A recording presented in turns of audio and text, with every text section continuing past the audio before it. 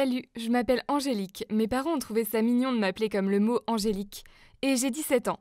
Je pense que ce nom a plutôt bien fonctionné car je suis une fille bien.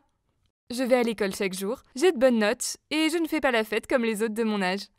Je me suis dit qu'après être acceptée à l'université, grâce à mes bonnes notes, je pourrais en profiter et être un peu adulte. Encore une année et je pourrais candidater à mes facs préférées.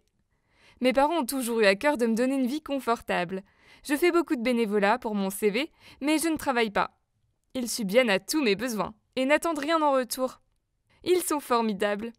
On vit dans une communauté calme, de banlieue, aux maisons et jardins identiques. J'ai vécu ici toute ma vie.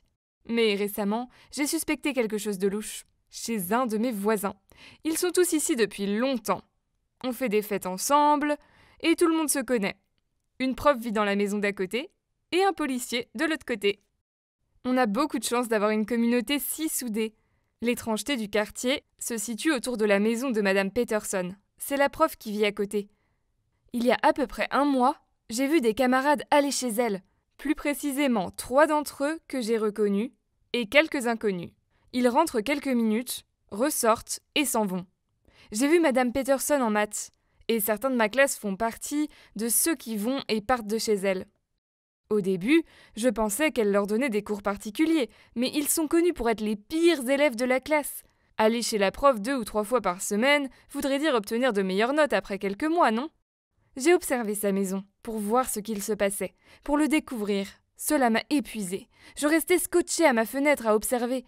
J'ai vu quelques gamins venir avec un ami qui attendait dans la voiture et j'ai minuté leur visite, qui ne dépassait jamais 15 minutes. Puis j'ai remarqué que les élèves sortaient de chez elle avec des paquets, certains gros, d'autres petits. Des élèves amenaient leur sac à dos et mettaient le paquet dedans en sortant. D'autres le portaient jusqu'à leur voiture.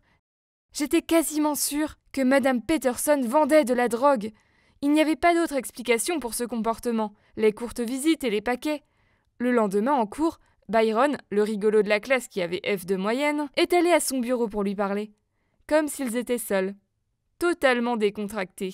« Madame, j'ai vraiment besoin de plus de ce truc ce soir. J'ai déjà utilisé tout ce que vous m'aviez donné. » Byron baissa les yeux, apparemment embarrassé d'avoir utilisé tout ce qu'elle lui avait donné. Elle lui souria gentiment. « Viens chez moi ce soir, je t'en donnerai le double. Ça devrait te durer un peu plus longtemps. » Je n'en croyais pas mes oreilles. Ma prof venait de dire à Byron qu'elle allait lui fournir de la drogue, 2 fois plus, chez elle ce soir. Je ne pouvais plus me contenir. J'ai couru à son bureau. « Hé !» je balbutiai. « Madame Peterson !»« Oh !» dit-elle en se retournant vers moi. « Angie, que puis-je faire pour toi aujourd'hui ? J'ai entendu ce que vous faites pour Byron et les autres. Et j'en veux aussi. Vous pouvez me donner la même chose que Byron ? » ?»« Bien sûr, viens ce soir vers 5 heures, et ce sera prêt. » J'ai acquiescé et j'ai continué ma journée. Je savais que j'allais l'attraper. Elle me donnerait un paquet, et je la dénoncerais à la police, quand j'y découvrirais de la drogue. Je me demandais quel type de drogue elle vendait. Peut-être des pilules, de l'herbe, de la cocaïne, je le saurais bientôt.